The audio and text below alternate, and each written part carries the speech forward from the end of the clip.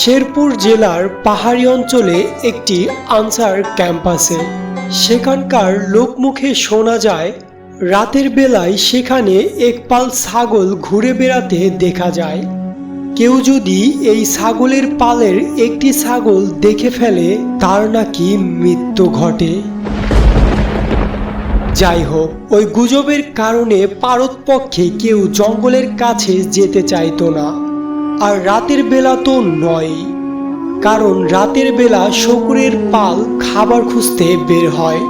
ক্যাম্পে একজন নতুন সদস্য এসেছিল। সে ছিল খুবই জেদি আর একরুক্ষ।